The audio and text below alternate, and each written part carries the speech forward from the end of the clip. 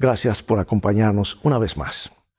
El estudio esta semana destaca 3 principios centrales que caracterizan la gran controversia. Número 1, el carácter de Dios es amor y justicia. Número 2, el único camino a la salvación se basa en su amor y justicia. Y número 3, los primeros 2 principios surgen de una sola fuente, la revelación de Dios manifestada en Jesucristo y las Sagradas Escrituras. Resulta que durante la época medieval, estos 3 principios parecían estar sumergidos para siempre en la propia oscuridad del diablo y nunca más serían defendidos ni proclamados. Eso es lo que parecía. Pero Dios llamó a varios grandes guerreros, los reformadores, para que se levantaran en medio del campo de batalla y alzaran una vez más el estandarte de la verdad de Dios. Estos guerreros eran pocos, pero la escasez en las filas de los reformadores pretendía mostrar que el movimiento no era humano, sino divino, tanto en sus orígenes como en sus operaciones. Es decir, nosotros que estamos del lado de Dios en la gran controversia, no estamos ganando la batalla por nuestra sabiduría, por nuestra fuerza. Es un acto de Dios. Obtenemos la victoria en el gran conflicto solo cuando demos testimonio de lo que la palabra de Dios proclama y lo que el poder de la gracia de Dios puede hacer y hace por nosotros y en nosotros. Por estas razones, los reformadores entendieron que su misión era proclamar las 5 grandes solas. Sola Escritura, o sea, solo la Escritura. Sola Gratia, solo la gracia.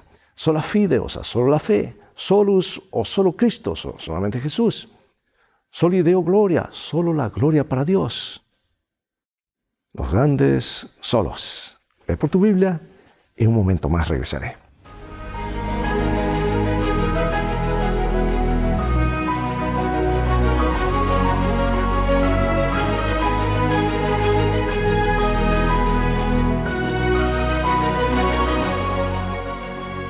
Dice la palabra de Dios en Salmo 119, en mi corazón he guardado tus dichos para no pecar contra ti. Los reformadores protestantes tenían algo que el siglo XXI necesita desesperadamente, un propósito para su vida. En su libro El yo vacío, el prestigioso psicólogo estadounidense Philip Cushman habla de quienes viven sin propósito. Sus creencias son superficiales. Poco les importa realmente y no tienen nada por lo que merezca la pena morir. Entonces tienen poco por lo cual valga la pena vivir.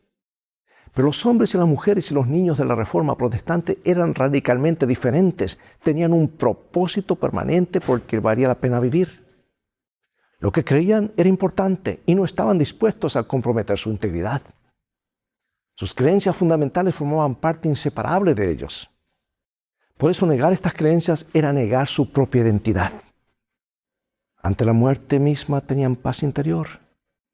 Bueno, en el estudio esta semana, con ejemplos de la Reforma exploraremos de qué manera las enseñanzas transformadoras de las Escrituras ofrecen la base para un propósito auténtico y un verdadero significado para la vida. Porque después de todo, comprender estas verdades eternas nos preparará para la crisis final, el gran conflicto entre el bien y el mal. La batalla que libraron los reformadores aún no ha terminado y nosotros hemos sido llamados a retomarla donde ellos la dejaron. Nosotros también podemos descubrir a un Dios lo suficientemente grande para todos los desafíos que enfrentamos. Un Dios que da sentido y propósito a nuestra vida como nada en el mundo. Amados, la Biblia era el fundamento de la fe de los reformadores y la esencia de su enseñanza. Comprendieron que estaban tratando con la inspirada palabra de Dios que vive y permanece para siempre. Y así que atesoraban cada palabra. Y a medida que leían sus páginas con todas sus limitaciones y aún copiándolas a mano y creían en sus promesas, su fe se fortalecía y su valor se renovaba. Leo de este párrafo hermoso comentando lo que ocurría. Dice, así sucede con todas las promesas de la palabra de Dios. En ellas nos habla a cada uno en particular y de un modo tan directo como si pudiéramos oír su voz. Por medio de estas promesas, Cristo nos comunica su gracia y su poder. Son hojas de aquel árbol que es para la sanidad de las naciones. Recibidas y asimiladas serán la fuerza del carácter, la inspiración y el sostén de la vida. Las Escrituras irradian gozo a nuestro dolor, esperanza a nuestro desaliento, luz a nuestra oscuridad. Dan dirección a nuestra confusión. Dan certeza a nuestra perplejidad. dan fortaleza a nuestra debilidad y también sabiduría a nuestra ignorancia. Cuando meditamos sobre la palabra de Dios y confiamos por fe en sus promesas, el poder vivificador de Dios vigoriza todo nuestro ser físico, mental, emocional y espiritualmente somos enriquecidos. Por eso los reformadores saturaban su mente con las Escrituras, vivían por la palabra y muchos de ellos murieron por la palabra. No eran cristianos casuales, complacientes y descuidados, con una vida devocional superficial. Sabían que sin el poder de la palabra de Dios no resistirían las fuerzas del mal dispuestas contra ellos. Y qué persecución vivían en esos días. La pasión de Juan Wycliffe era traducir la Biblia al inglés a fin de que la gente común pudiera leerla y entenderla. Como eso era ilegal, fue juzgado por su fe, condenado como hereje y sentenciado a muerte. Y en su juicio, Wycliffe hizo un serio llamado. Y esto está en el libro Conflicto de los Siglos, donde habla mucho acerca de historia. Y dice, ¿contra quién pensáis que estáis contendiendo? Dijo al concluir. ¿Con un anciano que está ya al borde del sepulcro? No, contra la verdad que es más fuerte que vosotros y que os vencerá. Las últimas palabras de Wycliffe se cumplieron cuando la luz de la verdad de Dios disipó la oscuridad de la Edad Media. Yo pregunto, hermano y hermana, ¿de qué manera te han consolado las Escrituras en tiempos de prueba? ¿Son una luz en tu camino? ¿Son la fortaleza de tu vida? Vamos a ver qué nos dicen los siguientes pasajes acerca de la confianza que tenía Pablo a pesar de los desafíos que enfrentaba al proclamar la verdad de la palabra de Dios. ¿Y qué desafíos tuvo él en la vida?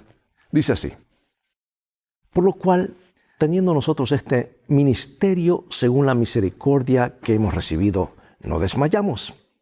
Antes bien renunciamos a lo oculto y vergonzoso, no andando con astucia ni adulterando la palabra de Dios, sino por la manifestación de la verdad, recomendándonos a toda conciencia humana delante de Dios. Pero si nuestro evangelio está aún encubierto, entre los que se pierden está encubierto, en los cuales el Dios de este siglo cegó el entendimiento de los incrédulos para que no les resplandezca la luz del evangelio de la gloria de Cristo, el cual es la imagen de Dios. Porque no nos predicamos a nosotros mismos, sino a Jesucristo como Señor y a nosotros como vuestros siervos por amor de Jesús. Porque Dios, que mandó que de las tinieblas resplandeciese la luz, es el que resplandeció en nuestros corazones para iluminación del conocimiento de la gloria de Dios en la faz de Jesucristo. Mas a Dios gracias, el cual nos lleva siempre en triunfo en Cristo Jesús y por medio de nosotros manifiesta en todo lugar el olor de su conocimiento. Y decimos, wow, qué palabras. El apóstol Pablo enfrentó dificultades abrumadoras en su tarea de difundir el evangelio y no tenía las comodidades que hoy tenemos. Sin embargo, tenía la confianza de que la palabra de Dios acabaría triunfando porque, como dijo, nada podemos contra la verdad, sino solo en favor de la verdad. Los reformadores se enfrentaron a pruebas similares. No obstante, por fe permanecieron fieles a la palabra de Dios. Un ejemplo de valentía frente a las probabilidades aparentemente abrumadoras es William Tyndale. El mayor deseo de Tyndale era dar a Inglaterra una traducción exacta y legible de la Biblia. Escucha esta historia. Decidió traducir la Biblia a partir de los idiomas originales y corregir algunos de los errores de la traducción de Wycliffe que tenía ya 200 años. Finalmente, Tyndale también fue arrestado y juzgado. Muchos ejemplares de su versión de la Biblia impresas en Worms, Alemania, fueron confiscadas y quemadas públicamente. Y su juicio tuvo lugar en Bélgica en el año 1536. Fue condenado a la hoguera por herejía. Sus verdugos lo estrangularon mientras lo ataban a la hoguera y luego quemaron su cuerpo. Sus últimas palabras fueron pronunciadas con celo a viva voz y se describen como: Señor, abre los ojos del rey de Inglaterra. Y Dios respondió milagrosamente a la oración de Tyndale. A los 4 años de su muerte se publicaron 4 traducciones inglesas de la Biblia. En 1611 se imprimió la versión bíblica del rey Jacobo, o sea, la King James, basada en gran medida en la obra de Tyndale. Los 54 eruditos que elaboraron la obra se basaron mayormente en la anterior traducción inglesa de Tyndale. Una estimación sugiere que el Antiguo Testamento de la Biblia King James de 1611 es un 76% traducción de Tyndale y el Nuevo Testamento un 83%. En el 2011, la versión de King James celebró su 400 aniversario, superando el hito de los 1.000 millones de Biblias impresas, al haber sido traducida a 2.454 idiomas. Ha impactado a decenas de millones de personas en todo el mundo. El sacrificio de William Tyndale valió la pena, sin importar lo difícil que pareciera ni lo desafiante que fueran las circunstancias. Tyndale y sus colegas creyentes en la Biblia confiaban en que Dios estaba obrando según el propósito de su voluntad. La vida de este héroe de Dios fue determinante para la eternidad. Por eso pregunto, ¿de qué manera se aplican estos principios o estos textos a la vida de Tyndale? Piensa en tu propia vida y en tu impacto sobre los demás. ¿Qué estímulo te dan estos textos que vamos a leer a continuación de la oportunidad que tienes de influir sobre los demás para la eternidad? Daniel 12 y Apocalipsis 14. Los entendidos resplandecerán como el resplandor del firmamento, y los que enseñan la justicia a la multitud como las estrellas a perpetua eternidad. Oí otra voz del cielo que me decía: escribe, bienaventurados los que de aquí en adelante, los muertos que mueran en el Señor. Sí, dice el Espíritu, descansarán de sus trabajos, porque sus obras con ellos siguen. Un día, mientras estudiaba en la universidad, en la biblioteca de la Universidad, Martín Lutero llegó a un punto de inflexión en su vida. Descubrió un ejemplar de la Biblia en latín. No sabía que existía un libro así hasta entonces. Con gran deleite leyó el capítulo tras capítulo, versículo tras versículo. Le asombraba la claridad y el poder de la palabra de Dios. Y mientras estudiaba sus páginas detenidamente, el Espíritu Santo iluminó su mente. Sintió la dirección del Espíritu Santo cuando las verdades ensombrecidas por la tradición parecían saltar de las páginas de las Escrituras. Y al describir su primera experiencia con la Biblia, escribió: «Oh, que Dios me diera un libro así para mí». Tenemos la seguridad de que el mismo Espíritu Santo que inspiró a los autores de la Biblia nos guiará también a nosotros cuando leemos las Escrituras. Él es el intérprete divino de la verdad divina. Tristemente, muchos cristianos profesos hoy minimizan el elemento sobrenatural de la Biblia y exageran el elemento humano. Y como Satanás ya no nos puede mantener alejados de la Biblia, su mejor alternativa es despojarla de su carácter sobrenatural, convertirla meramente en buena literatura o peor aún en una herramienta opresiva de la religión para controlar las masas. Los reformadores vieron claramente que el Espíritu Santo, no los sacerdotes, los prelados ni los papas, eran el intérprete infalible de las Escrituras. ¿Sabes que hay un interesante intercambio entre John Knox y el reformador escocés y María, reina de Escocia? Y nos dice así: María respondió: vos interpretáis las Escrituras de un modo y ellos, los maestros romanistas, las interpretan de otro. ¿A quién creeré? ¿Y quién será juez en este asunto? Debéis creer en Dios, que habla con sencillez en su palabra, contestó el reformador. Y más de lo que ella os diga, no debéis creer ni de uno ni de otros. La palabra de Dios es clara, y si parece haber oscuridad en algún pasaje, el Espíritu Santo, que nunca se contradice a sí mismo, se explica con más claridad en otros pasajes, de modo que no queda lugar a duda, sino para el ignorante. ¿A dónde llevó este líder del pueblo de Dios a la reina? Justamente a la palabra. Bueno, tenemos un texto hermoso en el libro de Efesios, capítulo 2. Porque por gracia sois salvos por medio de la fe, y esto no es de vosotros, pues es don de Dios, no por obras, para que nadie se gloríe. Dios proveyó la salvación como un regalo. Su Espíritu Santo nos guía a aceptar por fe lo que Cristo ha provisto tan gratuitamente mediante su muerte en la cruz del Calvario. Jesús, el divino Hijo de Dios, ofreció su vida perfecta para expiar nuestros pecados. La justicia divina exige una obediencia perfecta. La vida perfecta de Cristo sustituye nuestra vida imperfecta. La ley divina que hemos quebrantado nos condena a la muerte eterna. La Biblia es clara. Y con nuestras decisiones pecaminosas no alcanzamos el ideal de Dios para nuestra vida. ¿Por qué? Porque hemos pecado. Abandonados a nuestra suerte, no podemos satisfacer las justas exigencias de un Dios santo. Como resultados, merecemos la muerte eterna. Y esa es la realidad que la Biblia describe. Pero hay buenas noticias, amados.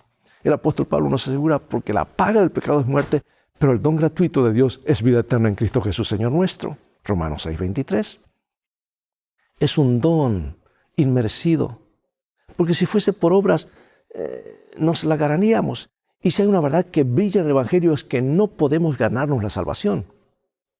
Martín Lutero y los reformadores protestantes descubrieron que Cristo y solo Cristo era la fuente de su salvación. Fue entonces cuando Lutero comenzó a predicar el mensaje de la gracia salvífica de Cristo. Las multitudes acudían en masa a escuchar sus mensajes sinceros y movilizadores. Sus palabras eran como un sorbo de agua fresca en el desierto estéril de su vida. La gente estaba encadenada a las tradiciones de la iglesia medieval y sometida a rituales seculares que no ofrecían vida espiritual. Y los mensajes bíblicos de Lutero llegaban al corazón y la vida cambiaba. Y al leer el Nuevo Testamento, Lutero se sintió abrumado por la bondad de Dios. Le asombraba el deseo de Dios de salvar a toda la humanidad. Y la visión popular que enseñaban los líderes eclesiásticos de la época era que la salvación era en parte obra humana y en parte obra de Dios. Y Lutero descubrió que la muerte de Cristo en la cruz era suficiente para toda la humanidad. Dice el libro Deseado de toda la gente, la mejor biografía alguna vez escrita acerca de nuestro Señor Jesús. Cristo fue tratado como nosotros merecemos para que nosotros pudiésemos ser tratados como Él merece. Fue condenado por causa de nuestros pecados en los que no había participado, con el fin de que nosotros pudiésemos ser justificados por medio de su justicia, en la cual no habíamos participado. Él sufrió la muerte que era nuestra para que pudiésemos recibir la vida que era suya. Qué resumen tan poderoso, ¿verdad? Maravillosamente escrito y que presenta el Evangelio, que podemos ser justificados por una justicia en la cual no habíamos participado. ¡Qué promesa! Si la salvación es obra de Dios en Cristo, entonces nos preguntamos, ¿qué función desempeñan nuestras buenas obras en la vida cristiana? ¿Cómo podemos confirmar la importancia de las buenas obras en nuestra experiencia sin hacer de ellas el fundamento de nuestra esperanza? Bueno, un nuevo viento soplaba en la iglesia cristiana en los días de Lutero. A decenas de miles de personas se les enseñó a apartar la mirada de su yo pecaminoso y a contemplar a Jesús.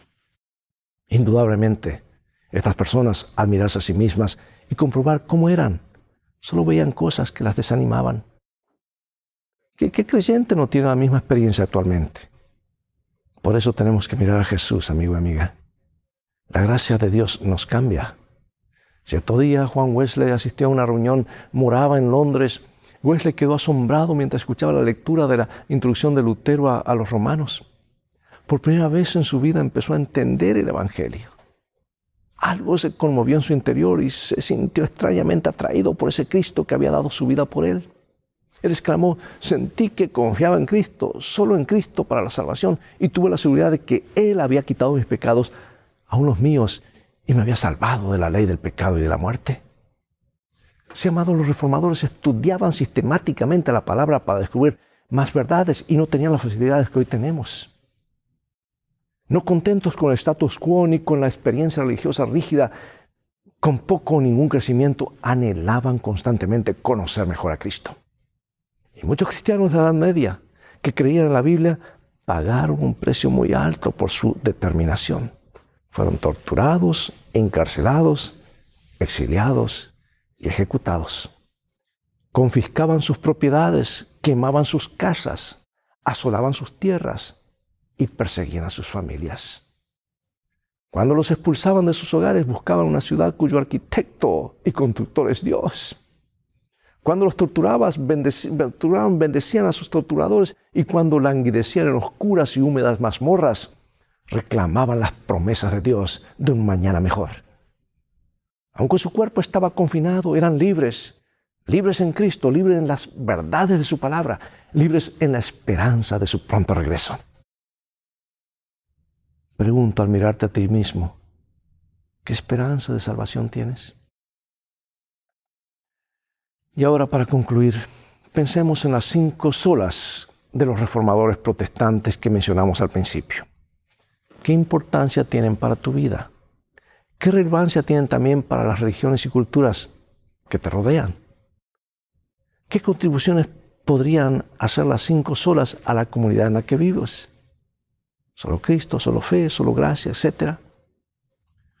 ¿Cómo ves tu comunidad o cómo ve la comunidad en la que vives o tu cultura las Sagradas Escrituras?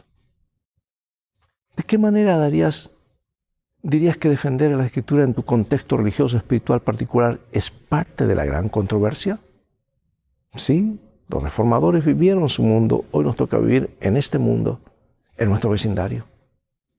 ¿Cuál es tu contribución personal en la defensa de las Escrituras en tu comunidad local como parte de la gran controversia? ¿Cómo puede ser un Wycliffe, Tyndale o un Lutero en tu contexto religioso espiritual? Y aquí una cita maravillosa. Los fieles siervos de Dios no trabajan solos. Mientras que los principados y potestades de los espíritus malos se ligaban contra ellos, el Señor no desamparaba a su pueblo. Si sus ojos hubieran podido abrirse, habrían tenido clara evidencia de la presencia y el auxilio divinos que les fueron concedidos como a los profetas en la antigüedad. Cuando el siervo de Eliseo mostró a su amo las huestes enemigas que los rodeaban sin dejarles cómo escapar, el profeta oró: te ruego, Jehová, que abras sus ojos para que vea. Y aquí en el monte estaba lleno de carros y caballos de fuego, y el ejército celestial protegía al varón de Dios. Del mismo modo, había ángeles que cuidaban a los que trabajaban en la causa de la reforma.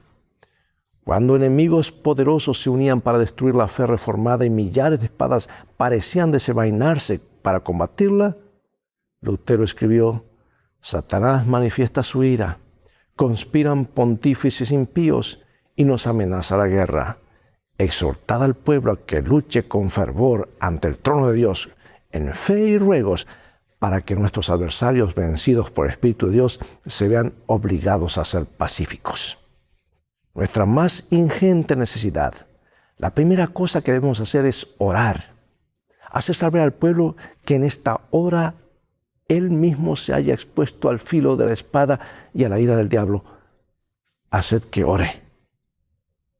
La justificación por la fe. La gran verdad que Lutero redescubrió es el fundamento del Evangelio. La verdad sobre la cual descansa nuestra esperanza de salvación. Por eso él compuso ese himno, Castillo Fuerte, que enuncia el Evangelio en forma poderosa. Luchar aquí sin el Señor, cuán vano hubiera sido, dice una estrofa. Mas por nosotros pugnará de Dios el escogido. ¿Sabes quién es? Jesús, el que venció en la cruz, Señor de Sabaoth, omnipotente Dios. Él triunfa en la batalla. No solo cantemos ese himno, sino que vivamos las palabras de ese himno. Oremos. Gracias, Padre, por darnos tus palabras. Por tu palabra afirma nuestros pies en tu enseñanza, nuestros corazones en tu verdad. Gracias, sabemos que lo harás porque lo pedimos en el nombre de Jesús. Amén. Todo el tiempo que tenemos por hoy. Llegó el momento de despedirnos. Será hasta un próximo programa de la serie Lecciones de Vida o Lecciones de Escuela Sabática. Invita a otros a sintonizar en este canal. Transfórmate tú en un canal de bendiciones. Mientras tanto, Dios te bendiga y recuerda, tú vales mucho para Jesús. No lo dudes. Mira el precio que fue pagado por ti y por mí en la cruz del Calvario. Él te ama más de lo que puedes imaginar y pronto regresará para llevar a aquellos que se anotaron para estar con Él para siempre. Vamos en un viaje y las cosas van a terminar bien. Para eso tenemos un buen GPS y un buen guía que es Cristo Jesús. Maranata, Dios te bendiga.